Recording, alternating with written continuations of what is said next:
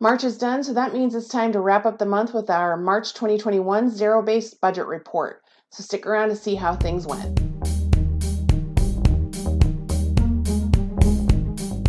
Hi friends, and welcome to the Budget Bounce. If we haven't met yet, I'm Jen, and we talk all about living life on a budget, saving for our future, paying down our debt, and all the life that happens along the way on this channel. If that's something that interests you, make sure you hit that subscribe button down below and tap the bell so you'll get notified every time I post a new video. So it's time for us to do our March 2021 zero-based budget report. So I'm going to jump over on the screen over here so that I can show you all of the details. All right, so what you're seeing here is our budget template. I have been using this for 3 years in some form or fashion. It has morphed over time into what you see here. And if you like this, this is what we use every single month. So this is what I set our budget up in. This is what I track our budget in. So if this is something you're interested in, know that I do sell this in my Etsy shop, and I always include a link to my Etsy shop in the description box below. So know that I sell it in both Google Sheets and Microsoft Excel format, so whichever one works best for you, you can get it in that format. So moving on, let's talk about what we have here. I always start with the income because we always had, we have to start with our roadmap with how much do we have to spend for the month, and then we set up a plan for that, and then we track against that plan. So that's what we're doing today, is talking about tracking against that plan, which is this column here.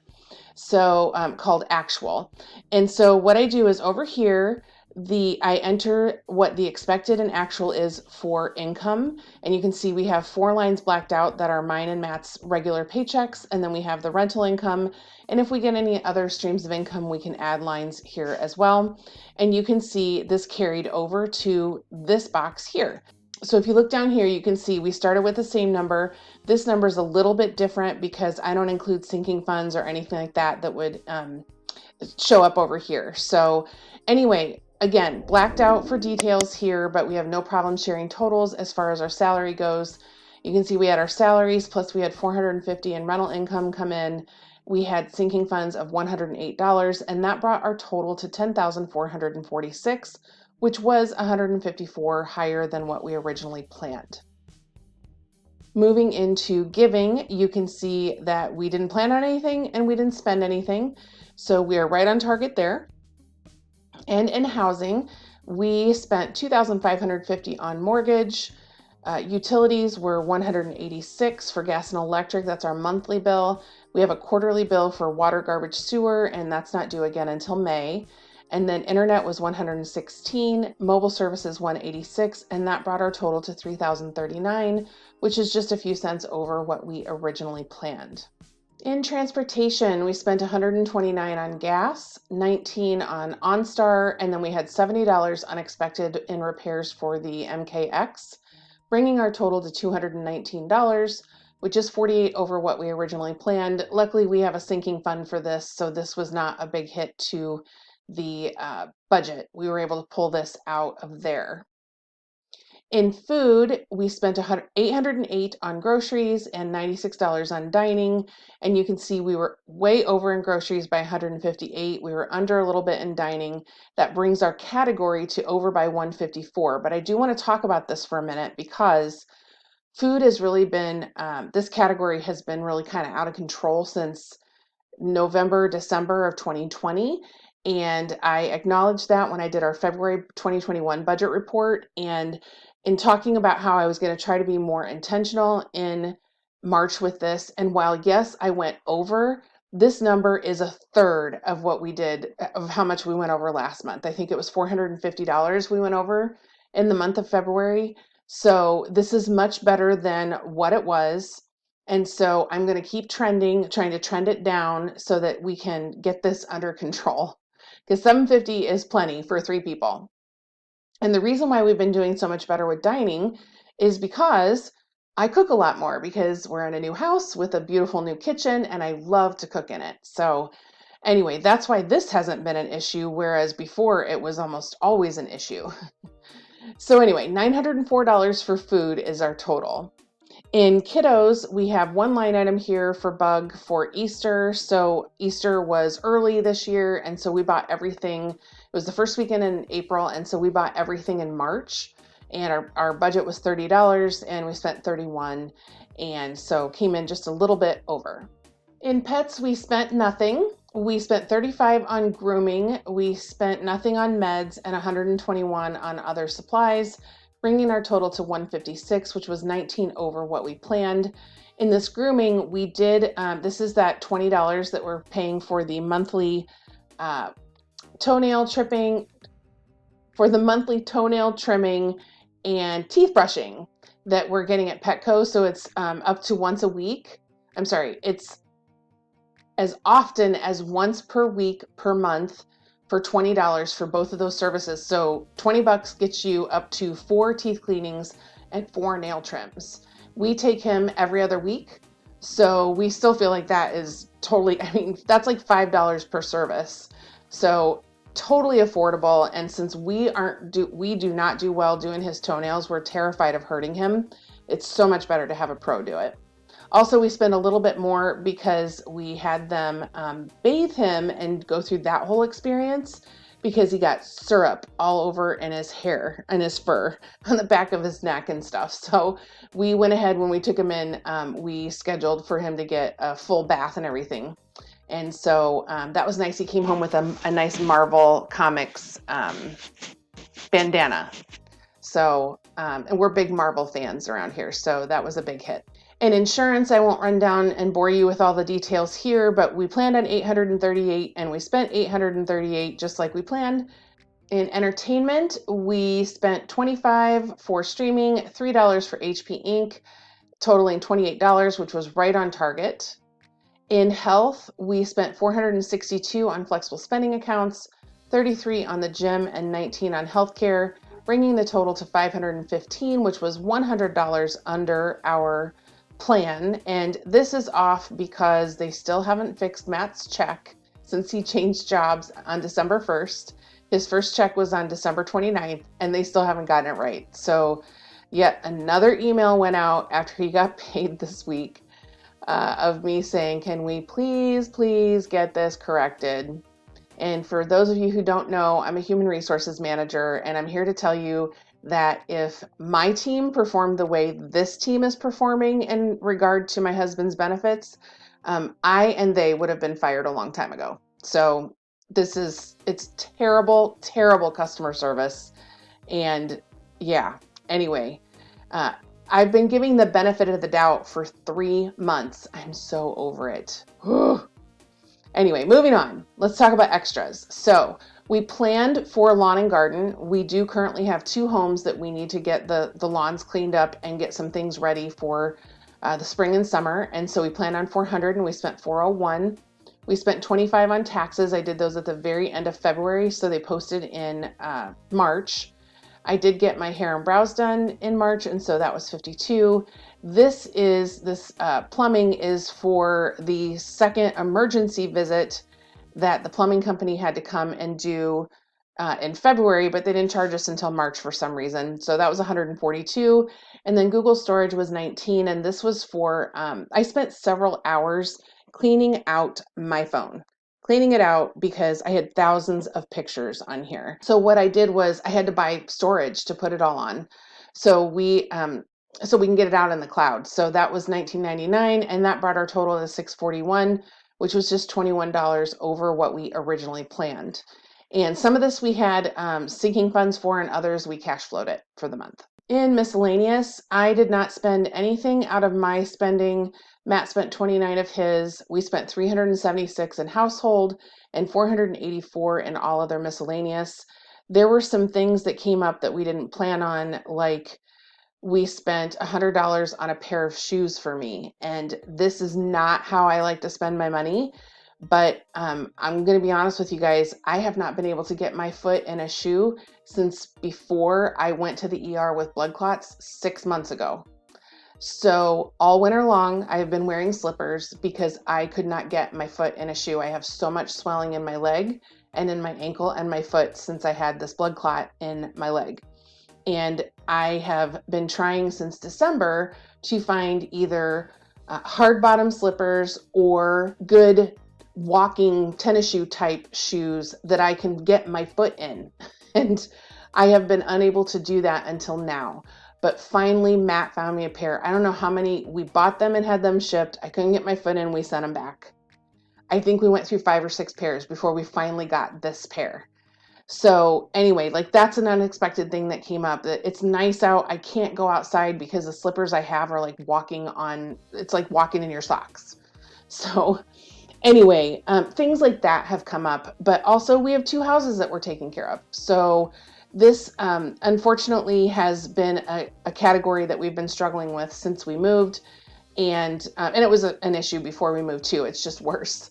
And so we are in a position that we can cash flow a lot of this stuff. It just affects how much we can save instead of putting things in sinking funds, we end up putting them into the house or the miscellaneous things. All right, moving on to our savings section. You can see we have 4 lines for emergency fund, investments, college savings, and retirement. And emergency fund, we put a total of $184 in. Investments was $10, college savings $75, and retirement $597, bringing that total to $867. These 3 numbers here are cumulative over the course of a year, just so we can see how much we're putting in for the year. But this emergency fund line, this is an ongoing balance. So you can see we have $2,378 in our emergency fund at this point in time. In sinking funds, we switched things up a little bit. We put $230 into auto insurance. We didn't put anything. We went all the way down to holidays before we put anything else in. We put $90 in, $150 to home maintenance, $81 to life insurance, and that was it. And that brings the total to $551, which was just a little bit less than what we originally planned. And that brings our totals for sinking funds to $4,579 after we account for what we spent. So if you look here, we spent $31 on bug for Easter, $52 for my hair. This was $25 for online subscriptions, which includes that Google storage that I bought, plus $5 for another item that I have that I just throw in miscellaneous. So the total withdrawals were 108. And like I said, that leaves us with $4,579 at the end of March. All right, we're moving on to our debt section. So here you can see I have it broken out into 3 different subsections: paid off, charged off, and actively paying. And the reason why I had to do this was because there were so many. We have 41 total, I think, that we have been keeping track of. And at the beginning, Matt wanted me to differentiate between the 2, and I was trying to keep track of what are we paying on, what aren't we paying on, because when we started this whole thing, there were a whole bunch we were not paying on.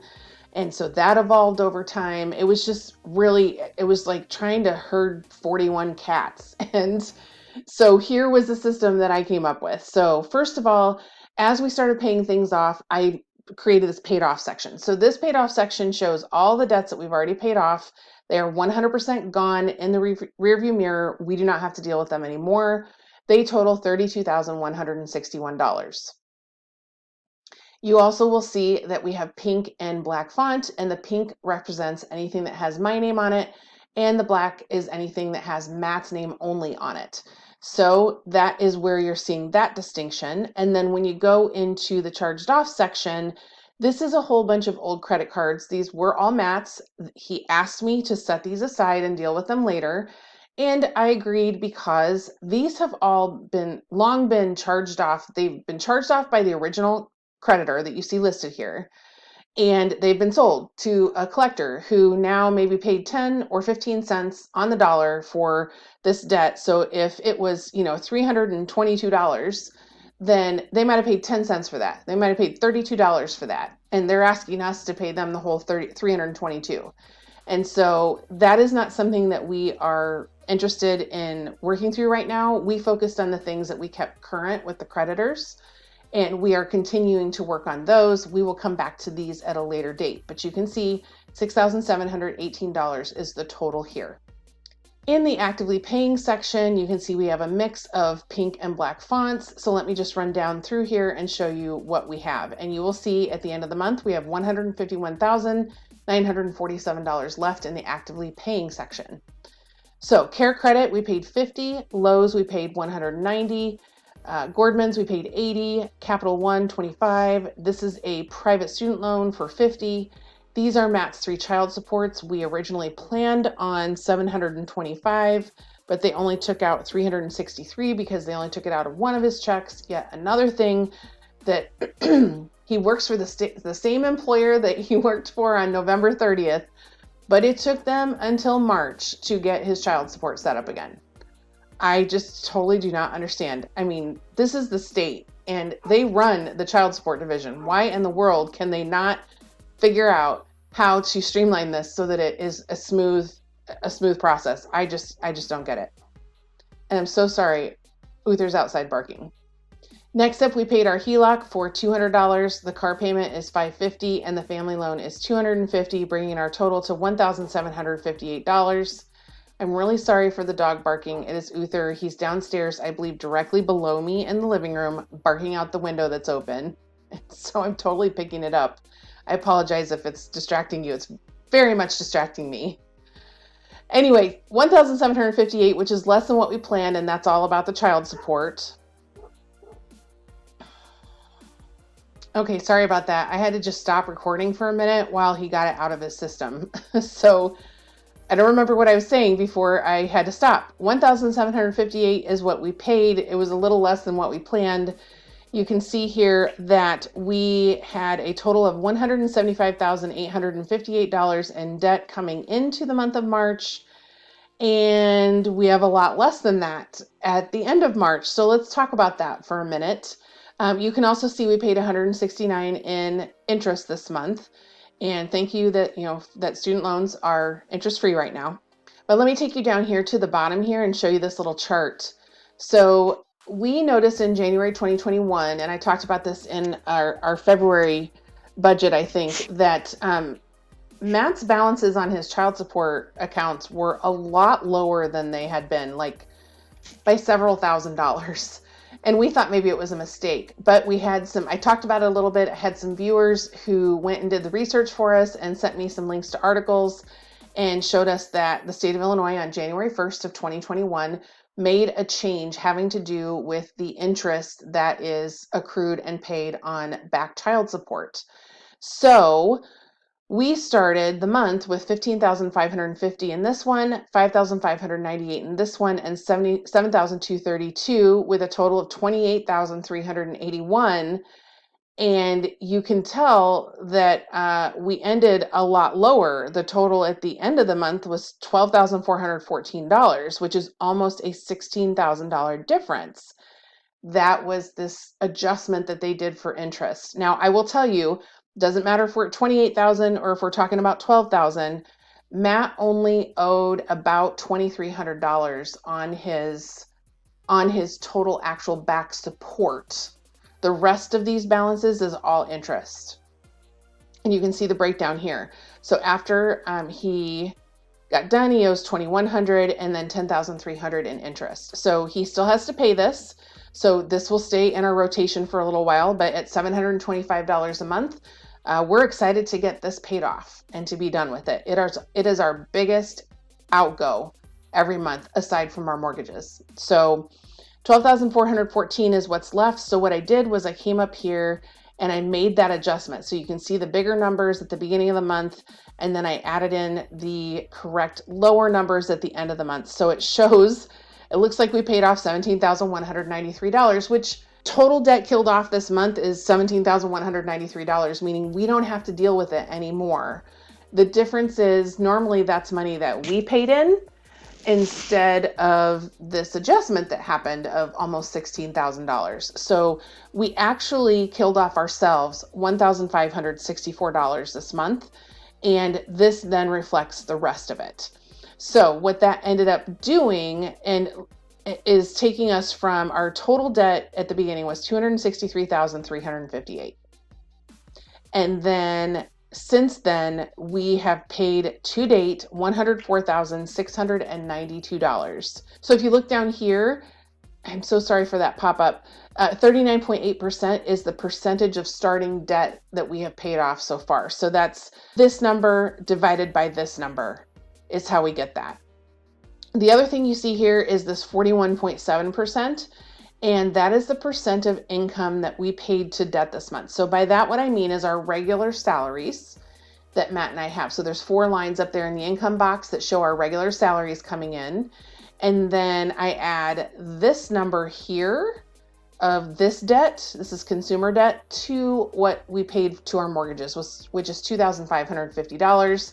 And that comes out to 41.7% of our total income this month was paid to debt. Another reason why, I mean, if you look at this, $725, gosh, if we aren't paying out for the child support, that's about $1,400, and then we can either reallocate it to debt or we can put it in savings, because remember that we are having to kind of juggle doing both because we're in our mid to late 40s and we have hardly any savings for retirement. We are not people who did the right things for 20 years, over 20 years, 25 years, not 25 years. I'd say 22 years. I didn't do the right thing. And then at the age of 45, we started finally doing the right thing and getting our arms around our money. And here we are. And now we have to fight both fronts at the same time, paying down our debt and saving for our future. I get a lot of questions about, are you going to put more to debt? Are you going to put more to debt? I would love to put more to debt. However, I am very concerned about the fact that I have no compounding going on because of how low our retirement is. And I shouldn't say none. I shouldn't say no compounding, but it's very low rate right now. And so we are focused on trying to build up our savings so that we can cash flow the life that comes at us and have the savings in place to start compounding. I really, really want to increase my 401k contribution and get to the point that we can be putting in way more than we are, even though we still have debt. I know that that sounds counterintuitive to some, but when you are in the position that we are in, we cannot wait another 3 years to get this paid off or 4 years to get this paid off before we start putting money in that will start working for us. So that was not where I started. When we started 3 years ago, we were going to knock out all of our debt before I did any savings. And then I very quickly realized, what have I done? This is not a good plan. And it's not like I did it myself. Matt and I decided it together. But it's important to keep in perspective the fact that we have a shorter window than a lot of people to get what we need to get in place. We have to continue to increase our income, and we have to get this debt paid off, and we have to save for our future. So we're trying to do it all at once. So here we are. Overall, March was a good month, and we're really pleased. This, shot us past the $100,000 paid off mark. So that's super exciting. And I think we were at, let's just look at the end of February, we were at, let's get all the way to the bottom. Yeah, 87,000, about 87.5. So, and then by the end of March, because of that adjustment, we're at 104,692. So really exciting times, and we are really looking forward to getting this bad boy. This is really, while it's 3 separate line items, it's really one thing, because when one of these gets paid off, all of that's going to go to the other ones because the state will just reallocate it. So we had some pretty exciting things going on in March. So I hope that March went well for you, and would love to hear about it. So leave a comment down below. No matter how big or small your wins were, we'd love to cheer for you. So just let us know down below.